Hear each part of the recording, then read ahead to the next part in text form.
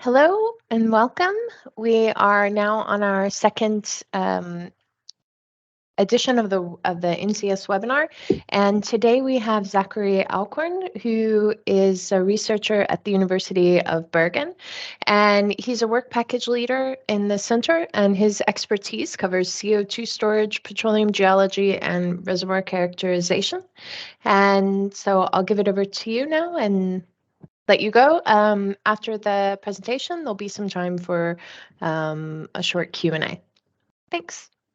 Yeah, thanks, Lisa. So it's nice to be here to be able to talk about some of the work that we're going to do within the center, and then also some of the work that we do in the reservoir physics group in general here at the University of Bergen. So I've been working as a researcher here in the group since I finished my PhD in 2018. Focusing mostly on CO2 injection for EOR as well as CO2 storage applications more recently, and also ways to reduce the mobility of CO2 in the subsurface, which we'll talk a little bit about today. So first, I'd like to give an overview of sort of who we are here at the University of Bergen. We are in the Department of Physics and Technology. I come from the Reservoir Physics Research Group. Here you can see sort of our main areas that we work within. We work within the utilization and storage of CO2 as part of CCUS. We have several projects, especially more recently, on hydrogen storage in porous media, as well as producing natural gas hydrates when you inject CO2. But we really emphasize fluid flow in porous media and an approach that spans from the laboratory to the field scale. And the overarching goal here is, of course, to find ways at which we can significantly reduce greenhouse gas emissions while also still supplying much needed energy that the world needs today. So here's who we are. We have 3 professors, 2 permanent researchers that lead most of the projects within the group. Out of these permanent academic staff, Arne Grau and myself are participating most in this NCS 2030 Research Center and the projects that we have within the center. We've got about 8 or 9 PhD students currently. I've put little asterisks next to the students in which I'm going to highlight some of the work that we've been doing recently with our foam work. And also Hilda is actually a PhD in the center as well. So I'll talk a little bit about the project she's working on towards the end. We've got a couple of postdocs, and then our master students fluctuate, but usually we're around 15 to 20 master students. So in all, we've got about 40 people in the reservoir physics research group, and we actually are getting a little bit more interest these days than we had last year. So things seem to be looking good for studying subsurface fluid flow. So the research approach in our group spans from the work that we do in our laboratories here in Bergen, where we study things at the pore and core scale, all the way up until implementing some of these technologies that we study in the field. So at the pore and core scale, we're able to conduct experiments at reservoir pressure. At the core scale, we're able to do things at reservoir pressure and temperature, and we've also developed some really nice in situ imaging technologies to visualize fluid flow through core samples. We recently led the design and implementation of a CO2 foam field pilot onshore in West Texas. I won't talk about that so much today, but it more or less demonstrates our full approach here from understanding the fundamental displacement and storage mechanisms when it comes to CO2 injection processes at the small scale and how that translates to field scale performance. So you really need this understanding of what's going on here at the sub-meter scale to make any sort of predictions or have knowledge of what's going on at the larger scale where things matter a bit more and are, of course, more expensive.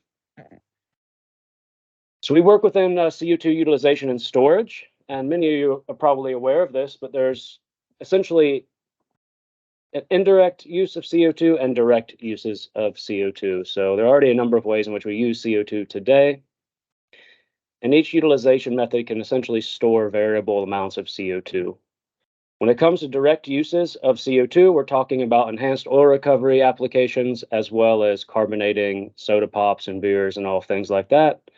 But because each of these can store different amounts of CO2 becomes important to which ones we prioritize if the long-term goal is achieving gigaton level CO2 storage.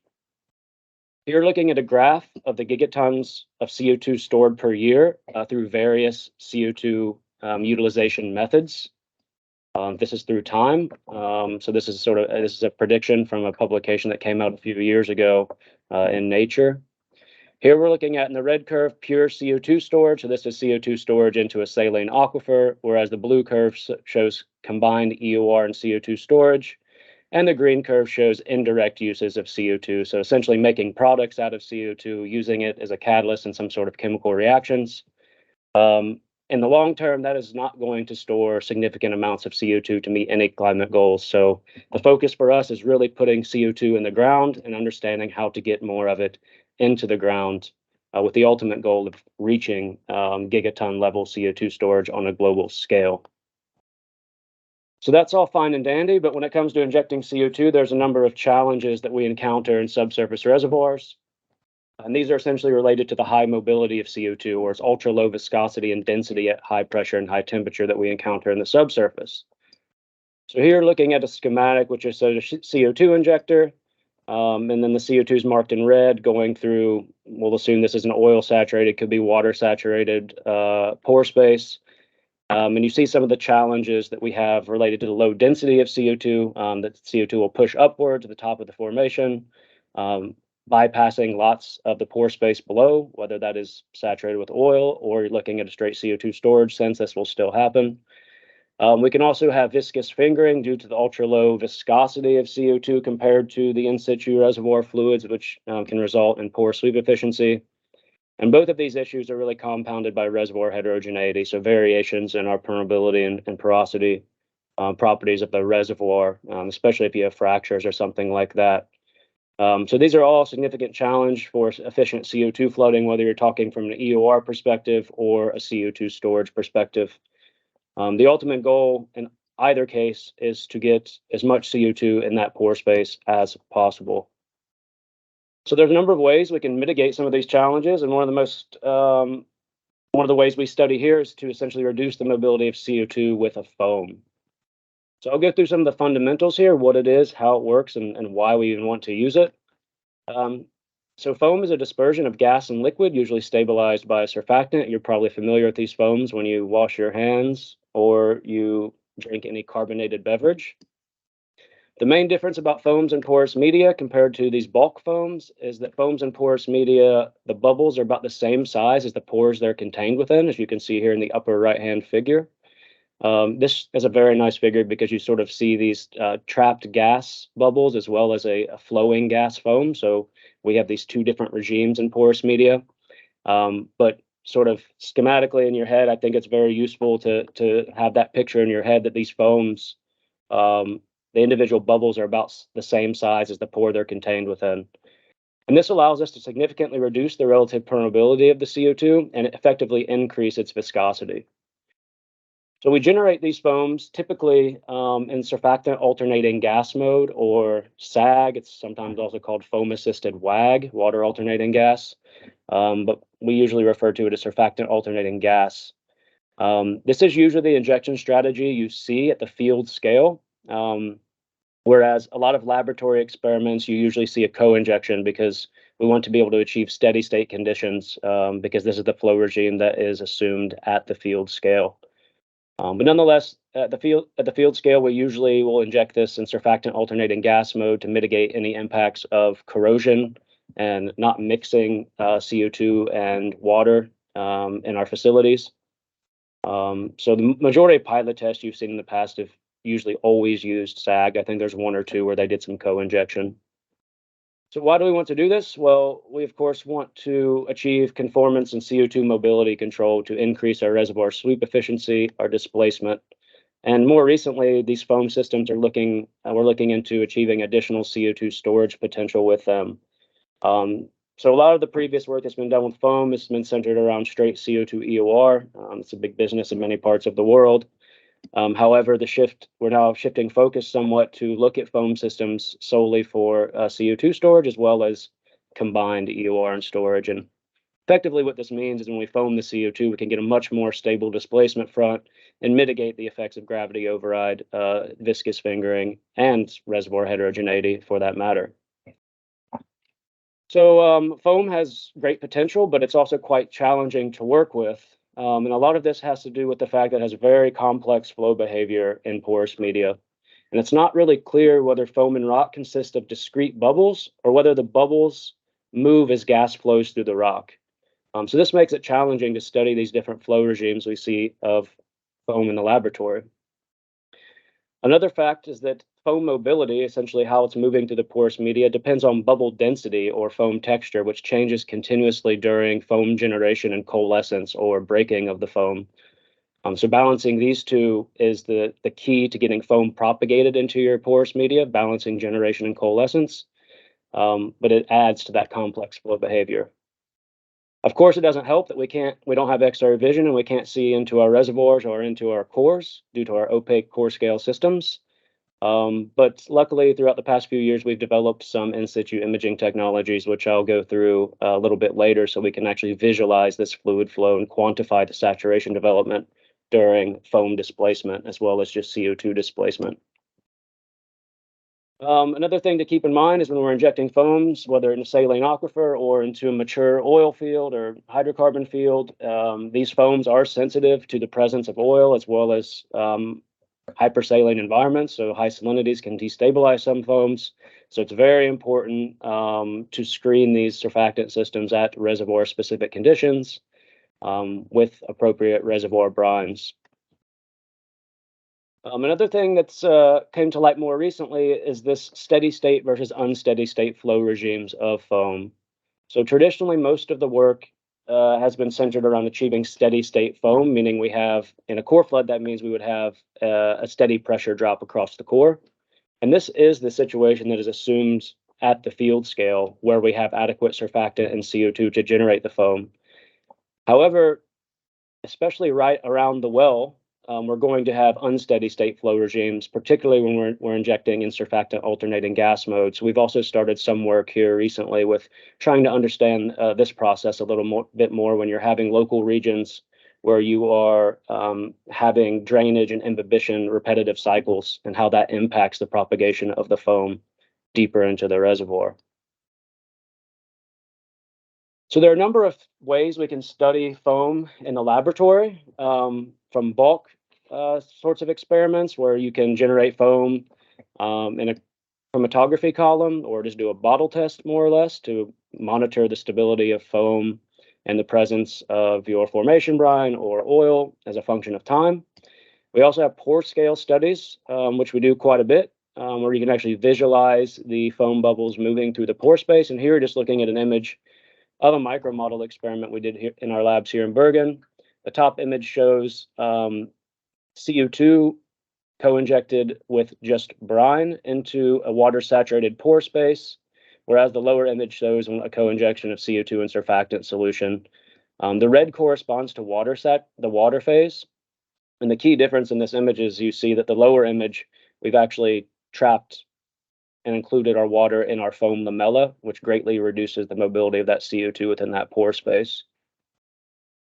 We also do experiments at the core scale, as I mentioned. So we do high pressure, high temperature core floods. We're able to visualize this foam flow through the core sample, as well as quantify the saturation changes during these sorts of experiments. There's also been some earlier work at the block scale, where we're looking at foam in fractured systems. I won't go into too much of that today, but it's just nice to be aware that this has been well studied and visualized as well.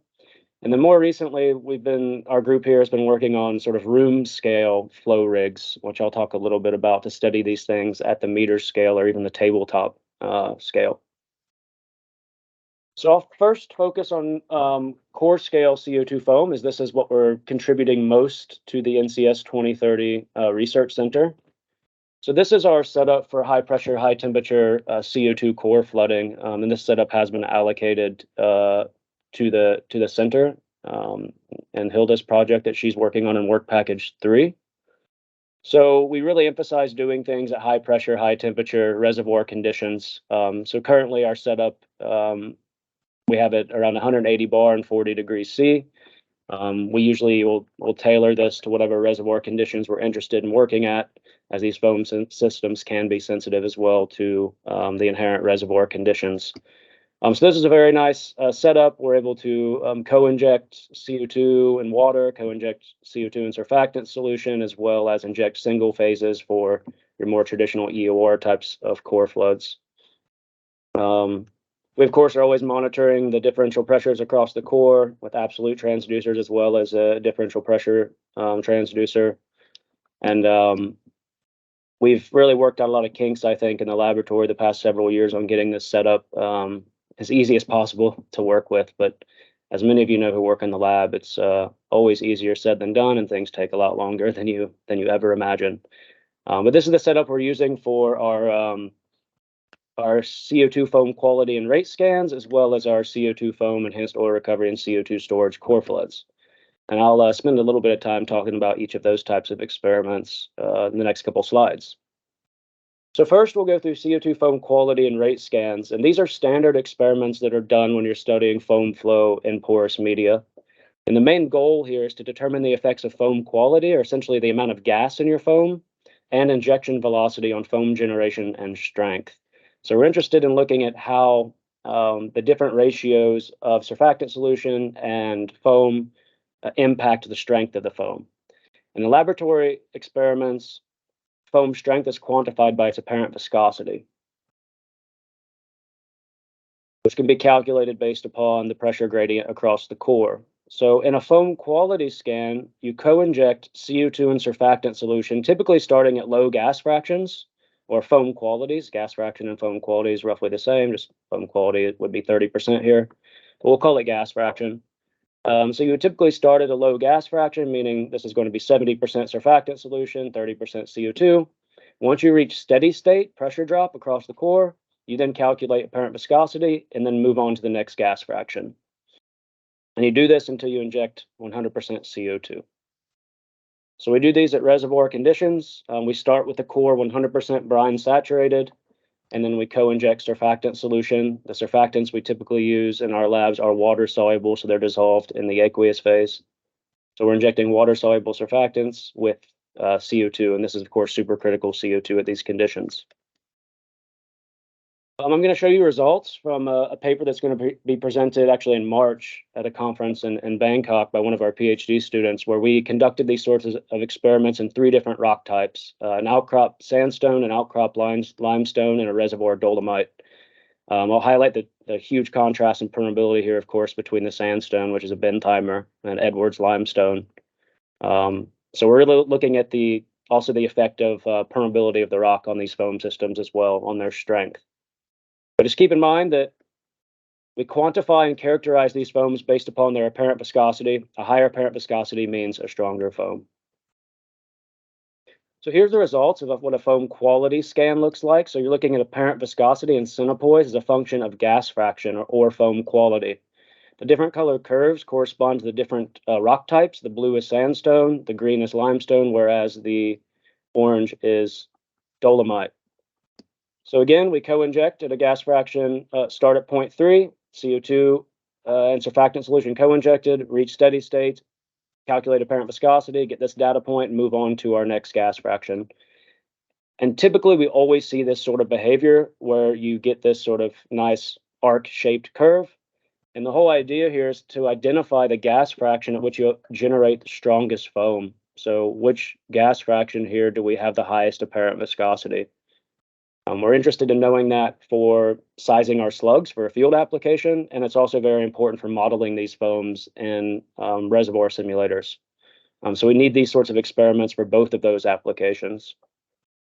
So what you can see here is that we achieve optimal gas fractions, or the highest apparent viscosity, that's our optimal gas fraction, at around 0.6, 0.5, 0.6 for our sandstone, and then around 0.6, 0.7 for our carbonate cores. We then use these gas fractions in so-called foam rate scans, where we look at the impact of injection velocity on foam strength. So here on the right, now you're looking at a foam rate scan. The graph is again apparent viscosity on the y-axis, but now we're injecting at a constant gas fraction or the optimal gas fraction from the foam quality scan, but changing the rate.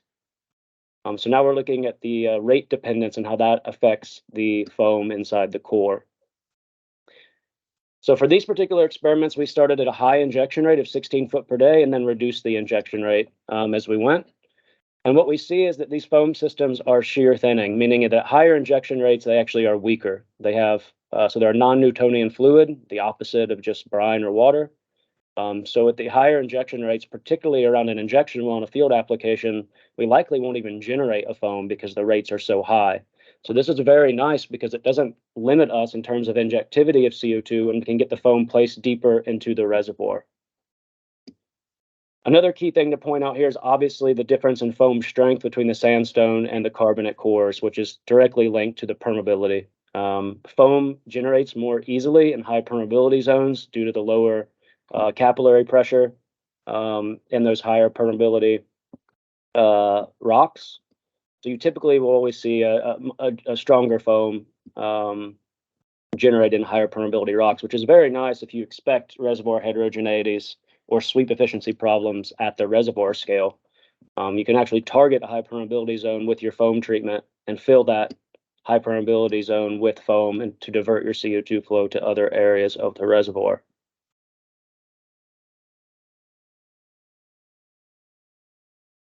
So these experiments, again, was a water-soluble, non-ionic surfactant. The choice of surfactant is very important. There's a lot of work that we do to determine the appropriate foam formulations or essentially surfactant chemicals we use. You can sort of do some off-the-cuff or back-of-the-envelope type of decisions based upon the surface charges of your rocks. For a carbonate rock, which is going to have a positive charge, you wouldn't necessarily want to inject a negatively charged surfactant to avoid absorption on the rock surface. So those are things you need to keep in mind when you're deciding which surfactants to use because there are a number available, commercially available. Okay, so foam quality and rate scans, we're able to get our optimal gas fraction. We're also able to evaluate the injection rate dependence on the foam strength. These are very nice experiments for modeling as well as for characterizing our different foam systems. Another type of experiment that we do and we're doing within the work in the center is what we just call CO2 foam EOR and CO2 storage core floods. And these are done to evaluate recovery and CO2 storage potential with and without foam. Again, we're using this non-ionic surfonic water-soluble surfactant at a half weight % concentration in these experiments. Reservoir conditions, these cores are initially 100% brine saturated, and then we're injecting at 4 foot per day in a sequence that looks like this. The top box here shows the no foam case where we start 100% water saturated, do a primary drainage where we inject mineral oil. In this case, we use decane. We then do a brine injection to get a residual oil to water flood before conducting our CO2 injection. The only difference with the foam experiment is rather than doing a pure brine injection, after the primary drainage, we inject foaming solution. That way we're able to generate foam once we start our CO2 injection. So you can sort of think of these experiments like a single cycle sag and then a single cycle wag, if you will. So I'm going to focus just on the CO2 storage calculations we're able to make based upon the results of these core flooding experiments. These are, of course, open systems where we are producing out of the core. So here looking at CO2 storage capacity in our core scale system as a function of pore volume of CO2 injected. Different colors correspond to different rock types. Again, the blue is sandstone, the green is limestone. The dashed curves are without foam, essentially the single cycle wag, whereas the top curves are with foam. So you see that with foam, we significantly increase the CO2 storage capacity, even in this core scale system, due to the increased displacement of fluids from the core. That's why we're able to get more CO2 retained in the pore space, is because we're displacing and moving additional fluids compared to the cases without foam. So these are relatively new results, and we're still working quite a bit on understanding exactly what's happening with different surfactant types at different conditions and how this might actually translate to a field scale situation. But nonetheless, this is very exciting to see from the core scale perspective as someone who's into some scow work. Some of the more exciting things we're able to do is PET and CT imaging. So we can reveal real-time CO2 foam flow mechanisms and saturation development by deploying these essentially medical imaging technologies. So we have a laboratory core flooding set up at the hospital here in Bergen at Haukeland University Hospital, where we're able to image our core flood experiments. And here you can just see an image of the setup. We can get this up to 90 bar at room temperature. So we're dealing with liquid CO2 in this case, which has roughly the same density as supercritical CO2. So some of the flow properties are roughly the same. But there you can just see some images of what this looks like up at the hospital. We run students up there after hours and on the weekends when there's not people and small animals in these scanners, so we can get our rocks in there to visualize what's going on.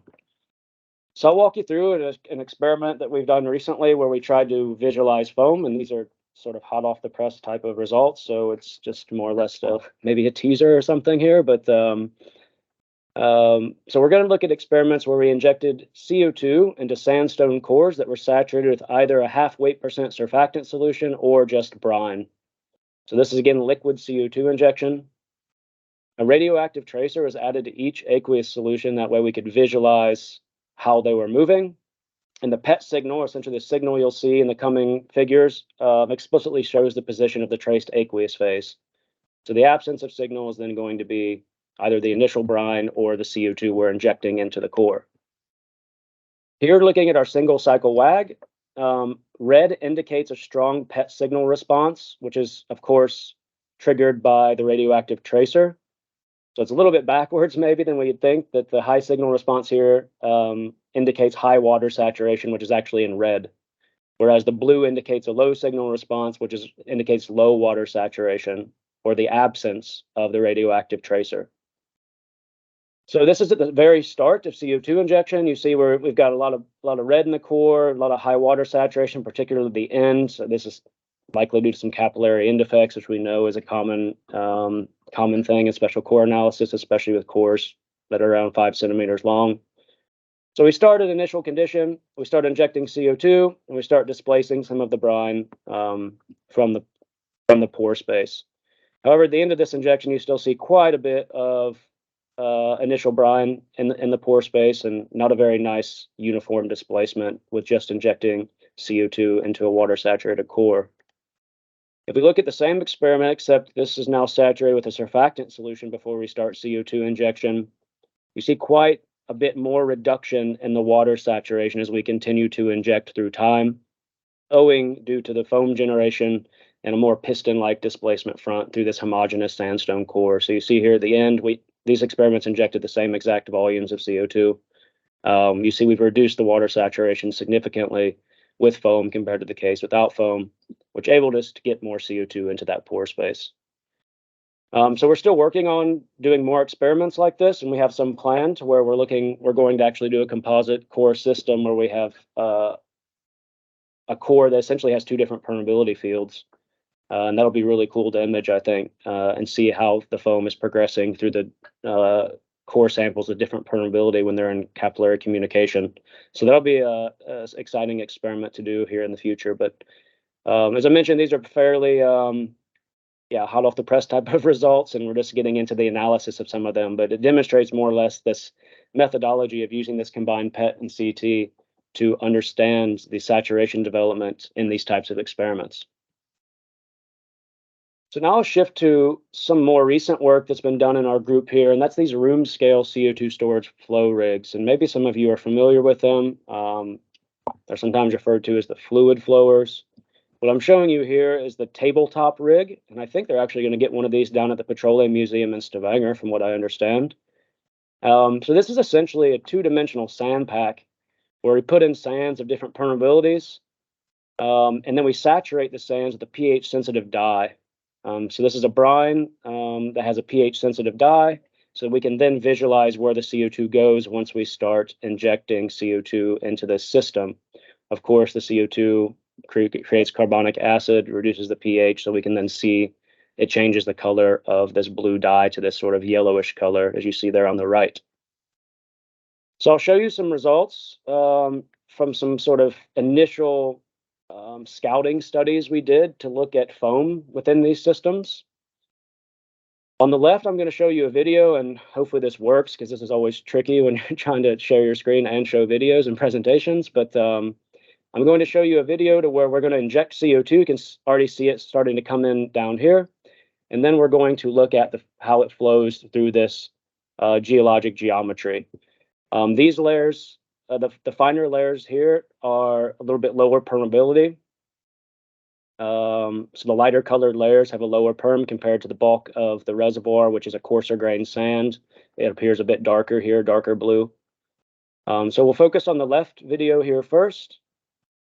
It's going to go quick. So we start injecting CO2, and you see that we actually breach the seal in 2 different locations, right above the injection point, and then somewhere off over here to the left. This is due, of course, to the CO2 traveling along essentially the path of least resistance as we begin to inject. But then we exceed the capillary entry pressure, we breach this seal, and then the CO2, of course, is highly buoyant, and it rises to the top of the rig.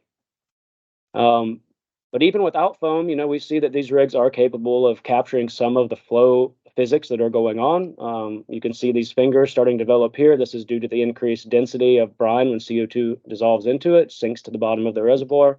So this is very nice to capture, even though these experiments are done at standard conditions. So this is sitting on top of a table. This is not high pressure, high temperature, anything like that. So we're actually sort of making the situation worse, because CO2 is much more buoyant in these conditions than it would be in the reservoir. So now let's take a look at the right figure. In this video, we've actually injected a slug of surfactant that occupies an area of about roughly 10 milliliters around this injection point, which I realize doesn't really mean that much, but it's more or less to think about that this area here is on the right near the injection point is saturated with a surfactant solution. We've put a different pH sensitive dye in the surfactant solution, which will turn green when it encounters CO2. So we start injecting. You see we get a much more even movement of our CO2 saturation through the pore space. We don't have a secondary breakage of seal. And at the end of the experiment, we're actually able to get more CO2 into the pore space over time with foam. And one key difference here is that on the right image, you see a lot of essentially white or very clean looking sand. And this is actually capillary trapped dry CO2. And you don't really see much of that here without foam on the left. These golden yellow areas are essentially just CO2 or brine that's saturated with CO2, whereas the lighter areas is just pure CO2 gas. So you see that we significantly increase the amount of CO2 we're able to capture in our pore space. And I mean, these experiments are just starting to scratch the surface with how we're understanding these systems. But nonetheless, they provide really nice results for showing people what this looks like in porous media. So these sort of room scale flow rigs are very nice for, of course, public outreach and dissemination, but they also do have some scientific value as well. So this was a sort of a scouting experiment, as I mentioned, the first time we tried to do this with foam.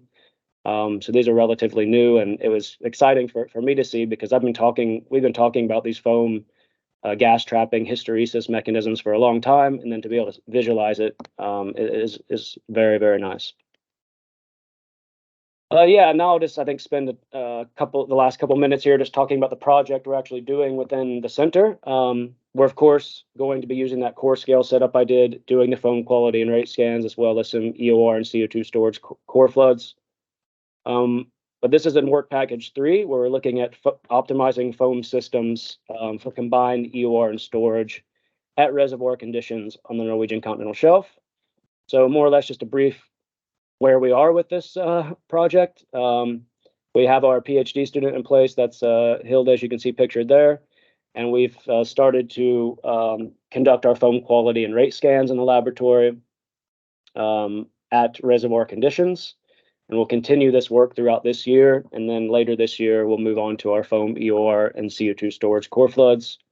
We'll look at the foam strength sensitivity to reservoir specific conditions, meaning different temperatures, pressures, brine salinities, oil saturations, to really try to optimize these systems for the combined EOR and storage. In the past, a lot's been done for EOR, but I think it's quite important that we look at combining these two flow processes.